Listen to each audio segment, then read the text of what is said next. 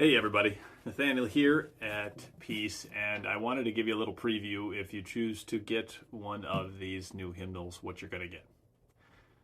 So here's the unboxing. It's already unboxed. It'll come to you unboxed. Get a lovely hard cover, hard finish. There won't be any writing on it inside or out. It's not monographed or something like that. It'll just say Christian Worship Hymnal on the end.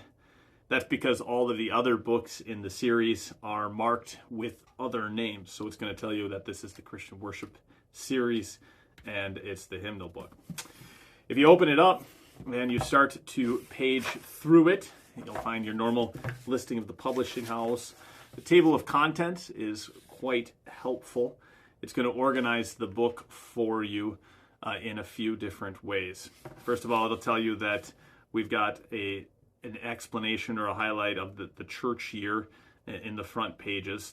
You could say the preface, right? And then it's going to begin to go through all of the Psalms. That's how the book starts. And after that is only when you'll find the service. So if you were expecting the service to be in the front, you will have to page a little ways into it. And you might say, well, why not put the service in the front of the book? Because they want to help give you context, not just for Sundays, but for your whole life. And that's what you're going to get out of having the lectionary or the story and the assignment of all the readings at the beginning.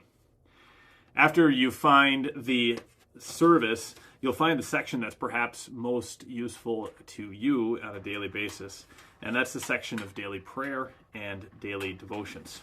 Now, these daily prayer and daily devotions are based on devotion orders that the church has used together for thousands of years already.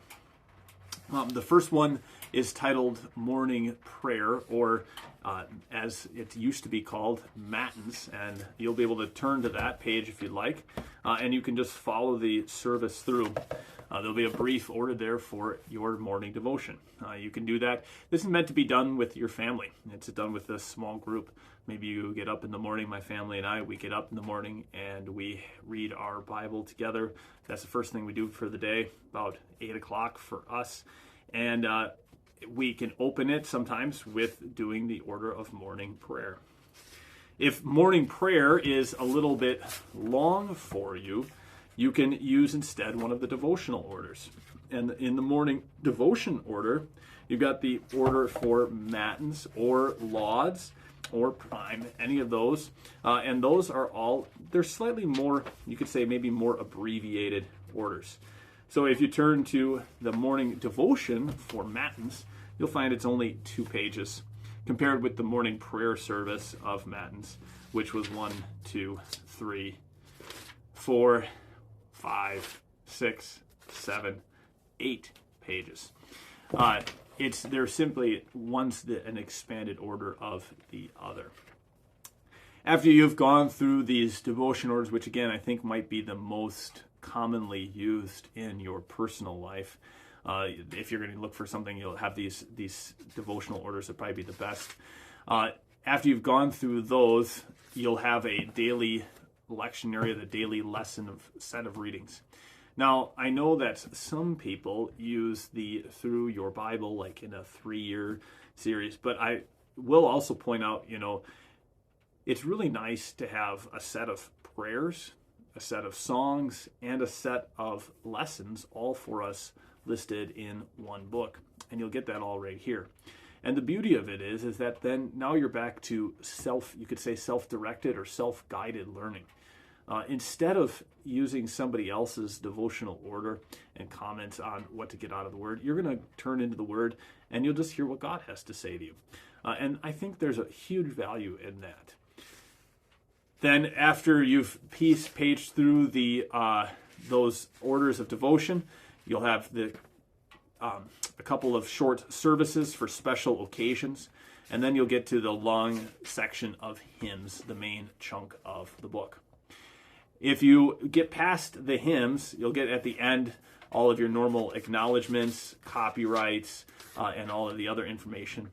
But you will also get some things that are useful for those of you who are into music and musicians.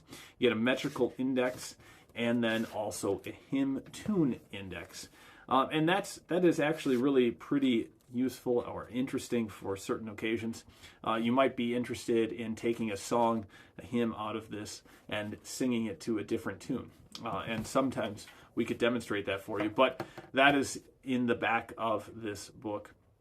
The most common hymn that we sing that has different tunes is A Mighty Fortress, right? You sing, "A mighty fortress is our God." Or sometimes we sing, "A mighty fortress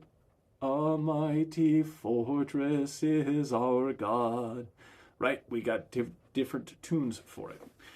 That's what you'll find if you unbox one of these great new hymnals. And that's why I would encourage you, think about checking it out. I'd like to say thanks to you for joining with me on this afternoon. I hope you took a moment to watch this, and I hope that you find that the Christian worship can be a great resource for your personal and your family devotion life. God bless. Have a great afternoon.